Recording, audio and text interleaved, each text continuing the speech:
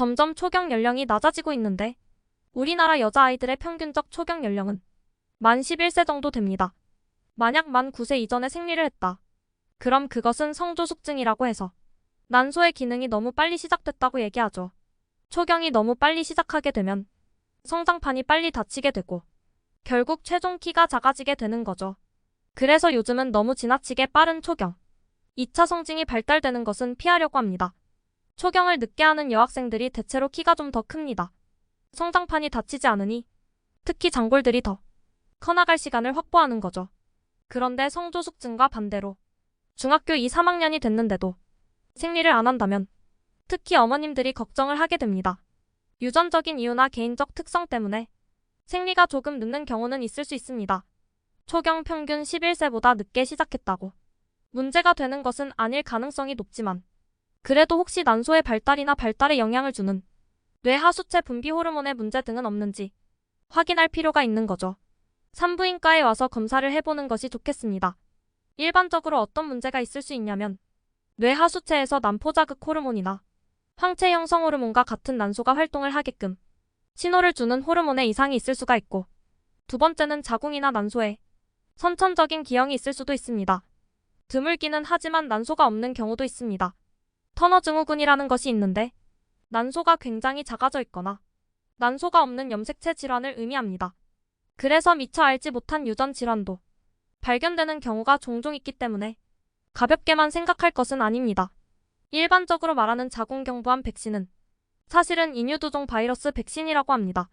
좀 이름이 어려운 바이러스인데 그것이 보통 여성에게는 자궁경부암, 아니면 질암, 드물게는 항문암 이런 것들을 발생시킬 수 있는 바이러스입니다. 이 바이러스가 남자도 감염될 수 있고 경우에 따라서는 질병을 유발할 수가 있는데 인후두암이라든지 항문암과 같은 것들입니다.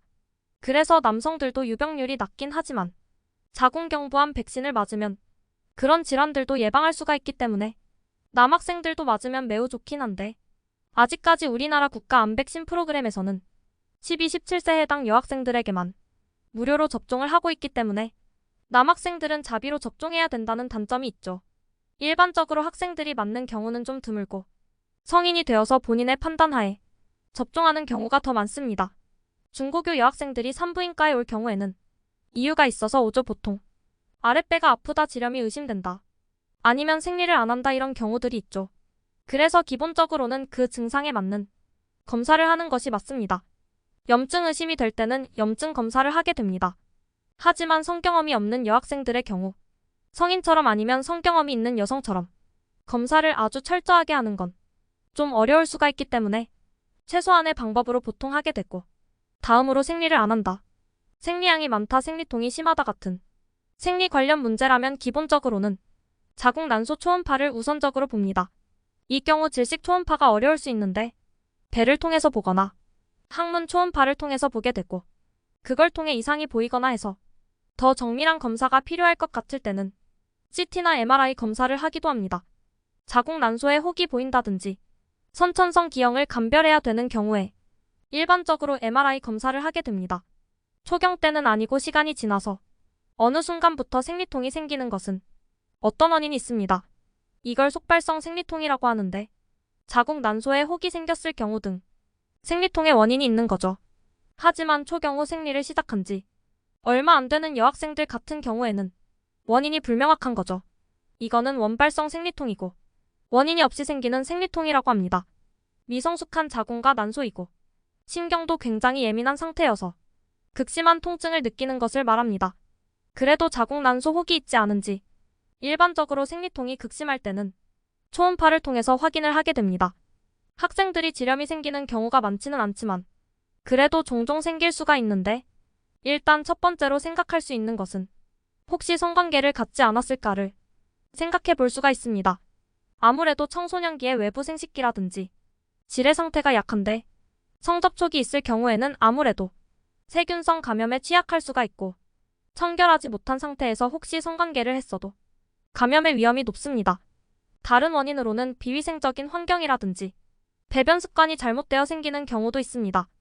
여학생들, 여아들도 마찬가지인데 대변 본 후 뒤처리를 할 때 앞에서 뒤로 닦게 교육을 하는 것이 좋습니다. 왜냐하면 뒤에서 앞으로 닦을 경우에는 대장균이 질을 침범하기가 쉬운 환경을 조성할 수 있기 때문에 배변 교육도 중요합니다. 질염이 생기면 일반적으로는 항생제 치료를 합니다. 보통 먹는 약을 많이 쓰게 되고 경우에 따라서 질정 바르는 약을 쓸 수도 있습니다. 세균성 질염은 질에 유해균들이 생기는 것이고 유해균들이 득세를 하게 되는 거죠. 그런데 질에는 상재균이라는 젖상균, 보통 유익균들이 존재합니다. 그런 유익균들의 수가 감소하면 유해균들이 득세를 할 수가 있죠. 그래서 가급적이면 유익균, 젖상균을 많이 늘리는 것이 질염을 예방하는 데 효과가 있습니다. 그래서 보통 요즘 많이 나오고 있는 지류상균들이 그런 유익균을 늘리는데 도움이 될 수 있습니다. 청소년들, 우리 여학생들은 사실 염증이 생기거나 가려움증이 생기고 질염이 의심되는 그런 상황이 생기면 상당히 부끄럽고 무서워할 가능성이 있습니다. 그러면 누구한테 표현도 못하고 그렇게 병을 키울 수 있는 상황이 되죠. 그래서 우리 부모님들이나 선생님들은 가끔씩은 물어봐주는 것도 좋을 것 같습니다. 혹시 불편한 게 없는지, 그리고 이건 부끄럽거나 무서운 게 아니라는 것을 우리 여학생들한테 인지시켜주면서 오히려 자연스러운 것이고 방치할 경우에는 오히려 병을 키울 수가 있다. 꽁꽁 싸매고 걱정하지 말아라. 병원에 와서 확인할 수 있게끔 도와주는 것이 좋을 것 같습니다.